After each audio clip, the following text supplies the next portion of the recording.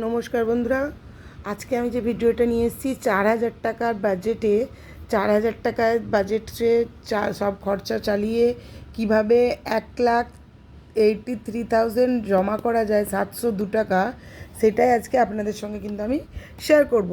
তো চলুন দেখে নিই ভিডিওটা। এখানে আমি প্রথমে যেটা করেছি 40%, 30% আর 30% আলাদা আলাদা করে নিয়েছি। তার আগে বলি এই ভিডিওটা কিন্তু তাদের জন্য যেটা যথারীতি 1,600 টাকা, 1,200 টাকা আর 1,200 টাকা হচ্ছে যারা কোনো পিজি বা মেসে থাকে, এই ভিডিওটা তাদেরই জন্য। তো আমি এখানে 50 টাকা করে 30 দিনের হাত খরচা রেখেছি ওনার, ঠিক আছে। আর এখানে খরচা করেছি 100 টাকা, হচ্ছে যেমন 1 টাকা পাতা 20টা শ্যাম্পু নিলেন, সাবান নিলেন দুটো 10 টাকাওয়ালা, তেল নিলেন একটা 30 টাকার 100 ml, একটা মুখে মাখা ক্রিম নিলেন 30 টাকা। এভাবে 100 টাকার আপনি আপনার মতো করে জিনিস কিনলেন, আর 50 টাকা করে 1500 টাকা আপনি আপনার টিফিন খাওয়া খরচা ইউজ করলেন, ঠিক আছে। যারা দুবেলা মেসে খাবার পায় বা হচ্ছে পিজিতে খাবার দেয় তাদের জন্য তো ভিডিওটা। আর হচ্ছে এখানে আমি যেটা করেছি 30%-এর 1,200 টাকা, যেটার মধ্যে শপিং করবেন 500 টাকা, 500 টাকা নিজের হোক বা এমনি কাউকে গিফট দেওয়ার হলো, সেই 500 টাকা আপনি শপিং করলেন। আর যেটা থাকলো এটা হচ্ছে ড্রিম, যেমন মোবাইল কিনলেন বা কোনো ল্যাপটপ বাগালেন বা কোনো কিছু আপনার হেডফোন কিনবেন, এই ধরনের ছোটোখাটো জিনিসগুলো যেগুলো আপনি স্বপ্নগুলো মানে ছোটোখাটো যে স্বপ্নগুলো পূরণ করার জন্য এই 700 টাকা করে আলাদা করে সেভ করবেন। আপনি আরডিও করতে পারেন, কারণ আরডিতে ইন্টারেস্টটা বেশি দেয় যদি আপনার স্বপ্নটা কিছুদিন বাদে পূরণ হবে এইরকম হয়, মানে একটু বড় অ্যামাউন্ট হয় সেক্ষেত্রে।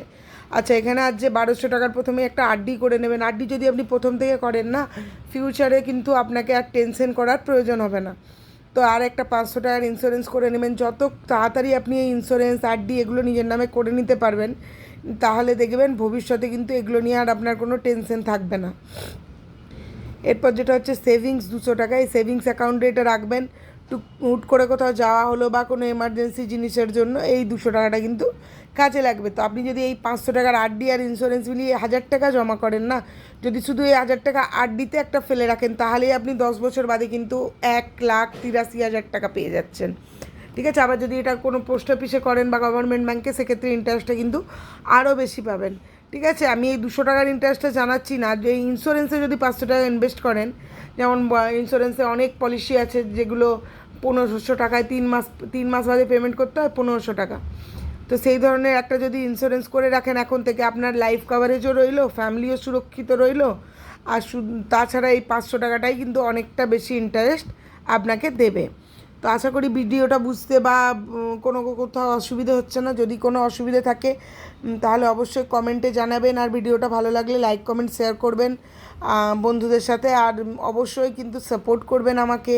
আপনাদের ভিউজ, আপনাদের সাপোর্ট কিন্তু আমার খুব প্রয়োজন, আমার আর আমার ফ্যামিলির জন্য। তো সবাই ভালো থাকবেন, নমস্কার।